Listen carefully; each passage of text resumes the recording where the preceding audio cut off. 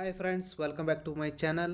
Bengaluru rural ಕೋರ್ಟಲ್ಲಿ typist ಹುದ್ದೆಗಳಿಗೆ ಅರ್ಜಿಯನ್ನು ಕರೆಯಲಾಗಿತ್ತು. ಅದಾದ ನಂತರ ಸ್ಕಿಲ್ ಟೆಸ್ಟ್ ಕೂಡ ಕಂಡಕ್ಟ್ ಮಾಡಲಾಗಿತ್ತು. ಸ್ಕಿಲ್ ಟೆಸ್ಟಲ್ಲಿ ಯಾವ ಅಭ್ಯರ್ಥಿಗಳು ಎಷ್ಟು ಅಂಕಗಳನ್ನು ಗಳಿಸಿದ್ರು ಅಂತಂದೇಳಿ ಆ ಒಂದು ಲಿಸ್ಟನ್ನು ಕೂಡ ಬಿಡುಗಡೆ ಮಾಡಲಾಗಿತ್ತು. ಅದಾದ ನಂತರ ಸ್ಕಿಲ್ ಟೆಸ್ಟಲ್ಲಿ ಒಳ್ಳೆಯ ಅಂಕಗಳನ್ನು ಗಳಿಸಿದವರಿಗೆ ಮತ್ತು PUC ಪರ್ಸೆಂಟೇಜ್ ಇರುವಂತಹ ಅಭ್ಯರ್ಥಿಗಳಿಗೆ, ಹಾಗೆ ಟೈಪಿಂಗಲ್ಲಿ ಪರ್ಸೆಂಟೇಜನ್ನು ಮಾಡಿರುವಂತಹ ಅಭ್ಯರ್ಥಿಗಳಿಗೆ ಅವರೇನು ಮಾಡಿದ್ರು, ಸಂದರ್ಶನಕ್ಕೆ ಕರೆದಿದ್ದರು.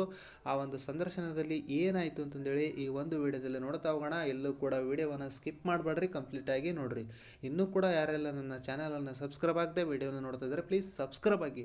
ನೀವು ಸಬ್ಸ್ಕ್ರೈಬ್ ಆಗೋದ್ರಿಂದ ನಾನು ಹಾಕುವಂಥ ಎಲ್ಲ ವಿಡಿಯೋಗಳು ನಿಮಗೆ ಮೊದಲೇ ಬಂದು ತಲುಪುತ್ತವೆ. ಹಾಗೆ ಲೈಕ್ ಬಟನ್ ಇರುತ್ತೆ, ಲೈಕ್ ಮಾಡಿರಿ. ಓಕೆ, ಬನ್ನಿ ಈಗ ಒಂದೊಂದಾಗಿ ನೋಡ್ತಾ ಹೋಗೋಣ. ಈಗ ಬೆಂಗಳೂರು ರೂರಲ್ ಕೋರ್ಟಲ್ಲಿ ಟೈಪಿಸ್ಟ್ ಹುದ್ದೆಗಳಿಗೆ ಅರ್ಜಿಯನ್ನು ಕರೆಯಲಾಗಿತ್ತು. ಅದಾದ ನಂತರ ಎಕ್ಸಾಮನ್ನು ಕೂಡ ಕಂಡಕ್ಟ್ ಮಾಡಲಾಗಿತ್ತು. ಎಕ್ಸಾಮಲ್ಲಿ ಒಳ್ಳೆಯ ಅಂಕಗಳನ್ನು ಗಳಿಸಿರುವಂತಹವರಿಗೆ ಅವರೇನು ಮಾಡಿದ್ರು, ಸಂದರ್ಶನಕ್ಕೆ ಕರೆದರು. ಆ ಸಂದರ್ಶನದಲ್ಲಿ ಕೆಲವೊಂದಷ್ಟು ಅಭ್ಯರ್ಥಿಗಳು ವಿರುದ್ಧವಾಗಿ ಕೇಸನ್ನು ಫೈಲ್ ಮಾಡಿದರು.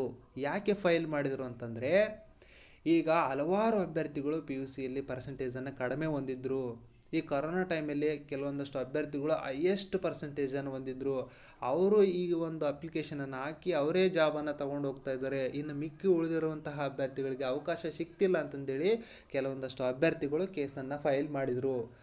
ಅದಲ್ಲದೆ ನೀವು ಸ್ಕಿಲ್ ಟೆಸ್ಟ್ ಮೇಲೇ ನೀವು ಏನು ಮಾಡಿರಿ, ಸಂದರ್ಶನಕ್ಕೆ ಕರೀರಿ ಅಂತಂದೇಳಿ ಕೆಲವೊಂದಷ್ಟು ಅಭ್ಯರ್ಥಿಗಳು ಕೇಸನ್ನು ಫೈಲ್ ಮಾಡಿದರು. ಆದ ಕಾರಣದಿಂದಲೇ ಅವರು ಇಂಟರ್ವ್ಯೂಗೆ ಲಿಸ್ಟನ್ನು ಬಿಡುಗಡೆ ಮಾಡಿದರು. ಇಂಟರ್ವ್ಯೂ ಡೇಟನ್ನು ಕೂಡ ಅನೌನ್ಸ್ ಮಾಡಿದರು. ಅದನ್ನು ಏನು ಮಾಡಿದ್ರು, ಅವರು ಪೋಸ್ಟ್ಪೋನ್ ಮಾಡಿದರು. ಓಕೆನಾ. ಈಗ ಏನು ಮಾಡಿದಾರಪ್ಪ ಅಂತಂದರೆ, ಅವರು ಮೆರಿಟ್ ಲಿಸ್ಟನ್ನು ಬಿಟ್ಟಿದ್ದಾರೆ.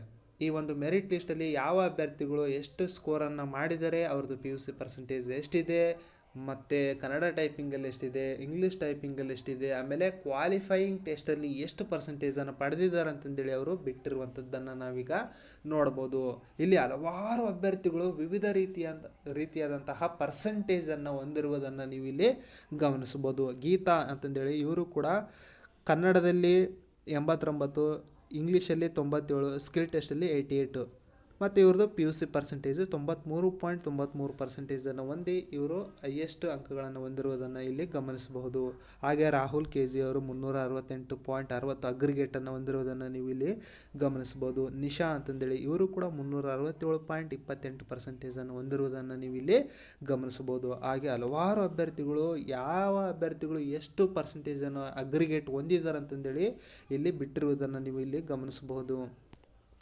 ಹಾಗೆ ಹಲವಾರು ಅಭ್ಯರ್ಥಿಗಳು ಸ್ಕಿಲ್ ಟೆಸ್ಟ್ ಮೇಲೆ ನೀವು ಸಂದರ್ಶನಕ್ಕೆ ಕರೀರಿ ಅಂತಂದೇಳಿ ಹಲವಾರು ಅಭ್ಯರ್ಥಿಗಳು ಫೈಲ್ ಮಾಡಿದರು. ಬಟ್ ರೂರಲ್ ಕೋರ್ಟ್ ಅವರು ಹಿಂದಿನಿಂದಲೂ ಕೂಡ ಅವ್ರು ಏನು ಮಾಡಿದ್ದಾರೆ, PUC ಪರ್ಸೆಂಟೇಜನ್ನು ತೊಗೊಳ್ತಾ ಇದ್ದಾರೆ, ಮತ್ತು ಟೈಪಿಂಗ್ ಪರ್ಸೆಂಟೇಜನ್ನು ತೊಗೋತಾ ಇದ್ದಾರೆ, ಮತ್ತು ಕ್ವಾಲಿಫೈಯಿಂಗ್ ಟೆಸ್ಟನ್ನು ಕೂಡ ತೊಗೊಂಡು ಮೂರನ್ನು ಕೂಡ ಆ್ಯಡ್ ಮಾಡಿ ಅವ್ರೇನು ಮಾಡ್ತಾಯಿದ್ರು, ಪರ್ಸೆಂಟೇಜನ್ನು ಬಿಡ್ತಾಯಿದ್ರು. ಈಗಲೂ ಕೂಡ ಅದೇ ರೀತಿಯಾಗಿ ಅವ್ರೇನು ಮಾಡ್ತಾ ಹೋಗ್ತಾರೆ, ಸೆಲೆಕ್ಷನ್ ಪ್ರೋಸೆಸನ್ನು ಮಾಡ್ತಾ ಹೋಗ್ತಾರೆ. ಅದನ್ನು ನೀವು ಇಲ್ಲಿ ಗಮನಿಸ್ಬೋದು. ಈಗ ಏನು ಮಾಡಿದಾರೆ, ಅವರು ಮೆರಿಟ್ ಲಿಸ್ಟನ್ನು ಬಿಟ್ಟಿರುವುದನ್ನು ನೀವು ಇಲ್ಲಿ ಗಮನಿಸ್ಬೋದು. ಇನ್ನು 15 ದಿನದ ಒಳಗಡೆ ಅವ್ರೇನು ಮಾಡ್ತಾರೆ, ನಿಮಗೆ ಸಂದರ್ಶನಕ್ಕೆ ಕರೆಯುವಂತಹ ಸಾಧ್ಯತೆ ತುಂಬ ಹೆಚ್ಚಿದೆ. ಆದ್ದರಿಂದ ಟೈಪಿಸ್ಟ್ ಆಸ್ಪರೆಂಟ್ ಯಾರ್ಯಾರಿದ್ದೀರಿ, ನೀವೆಲ್ಲರೂ ಏನು ಮಾಡ್ಬೇಕಪ್ಪ ಅಂತಂದರೆ, ಒಳ್ಳೆಯ ಸ್ಕೋರ್ ಏನಾದರೂ ಗಳಿಸಿದ್ರೆ, ನಿಮ್ಮ ಕ್ಯಾಟಗರಿಯಲ್ಲಿ ನೀವೇನಾದರೂ ಹೈಯೆಸ್ಟ್ ಮಾರ್ಕ್ಸನ್ನು ಗಳಿಸಿದರೆ ನೀವೇನು ಮಾಡಿರಿ, ಸಂದರ್ಶನಕ್ಕೆ ಪ್ರಿಪೇರ್ ಆಗ್ರಿ.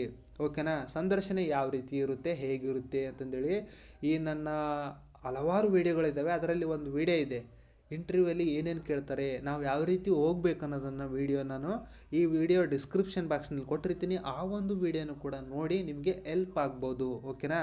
ಸಂದರ್ಶನದಲ್ಲಿ ಏನೇನು ಕೇಳ್ತಾರೆ ಅಂತಂದೇಳಿ ಆ ಒಂದು ವಿಡಿಯೋದಲ್ಲಿ ಕ್ಲಿಯರಾಗಿ ಹೇಳಿದ್ದೀನಿ. ಆ ಒಂದು ವಿಡಿಯೋ ನೋಡ್ಕೊಂಡು ಹೋದರೆ ಸಾಕು, ನೀವು ಸೆಲೆಕ್ಟ್ ಆಗುವಂತಹ ಸಾಧ್ಯತೆ ತುಂಬ ಇದೆ.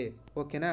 ಇಲ್ಲಿ ಹಲವಾರು ಅಭ್ಯರ್ಥಿಗಳು ವಿವಿಧ ರೀತಿಯಾದಂತಹ ಅಂಕಗಳನ್ನು ಪಡೆದು ಅವರು ಮೆರಿಟ್ ಲಿಸ್ಟಲ್ಲಿ ಇರುವಂಥದ್ದನ್ನು ನಾವಿಲ್ಲಿ ಗಮನಿಸ್ಬೋದು. ಹಾಗೆ ಈ ಒಂದು PDF ಏನಾದರೂ ಬೇಕಾಗಿತ್ತಪ್ಪ ಅಂತಂದರೆ, ಈ ವಿಡಿಯೋ ಡಿಸ್ಕ್ರಿಪ್ಷನ್ ಬಾಕ್ಸ್ನಲ್ಲಿ ಟೆಲಿಗ್ರಾಮ್ ಚಾನಲ್ ಲಿಂಕ್ ಕೊಟ್ಟಿರ್ತೀನಿ. ಅದನ್ನು ಜಸ್ಟ್ ಕ್ಲಿಕ್ ಮಾಡಿ ನನ್ನ ಟೆಲಿಗ್ರಾಮ್ ಚಾನಲನ್ನು ಜಾಯಿನ್ ಆಗೋದ್ರಿಂದ ಈ ಒಂದು PDF ನೀವು ಡೌನ್ಲೋಡ್ ಮಾಡ್ಕೊಳ್ಬೋದು.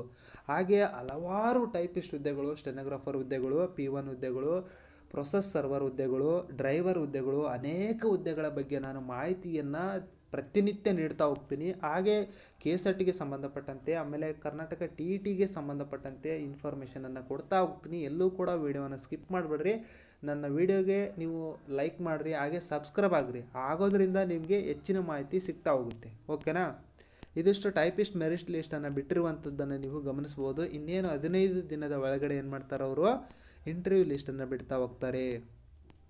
ಕೆಲವೊಂದಷ್ಟು ಅಭ್ಯರ್ಥಿಗಳು ಕೇಸನ್ನು ಫೈಲ್ ಮಾಡಿದ್ರು, ಅದು ಏನು ಮಾಡಿದ್ದಾರೆ ಅವರು ಅವರ ಅಲೋಡ್ ಆಗಿಲ್ಲ, ಅವ್ರ ಪರವಾಗಿ ಆಗಿಲ್ಲ ಅಂತಲೇ ನಾವು ಗಮನಿಸ್ಬೋದು. ಯಾಕಂದರೆ ಈಗ ಅವ್ರು ಏನು ಮಾಡಿದ್ದಾರೆ ಮೆರಿಟ್ ಲಿಸ್ಟನ್ನು ಬಿಟ್ಟಿರುವುದರಿಂದ ಅವರಿಗೆ ಎಫೆಕ್ಟಿವ್ ಆಗಿ ಅನ್ನಿಸ್ತಾ ಇಲ್ಲ.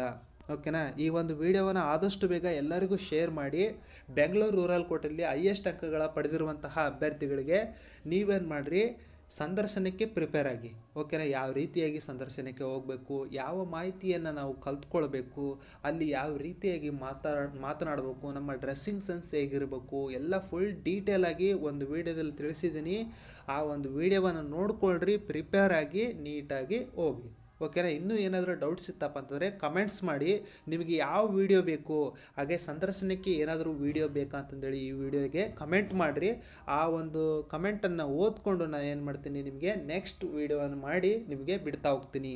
ಓಕೆನಾ. ಈ ಒಂದು ವಿಡಿಯೋವನ್ನು ಆದಷ್ಟು ಬೇಗ ಎಲ್ಲರಿಗೂ ಶೇರ್ ಮಾಡಿ, ಲೈಕ್ ಮಾಡಿ, ಹಾಗೆ ಸಬ್ಸ್ಕ್ರೈಬ್ ಆಗೋದನ್ನು ಮಾತ್ರ ಮರಿಬೇಡಿ. ಎಲ್ಲರಿಗೂ ಕೂಡ ಗುಡ್ ಲಕ್.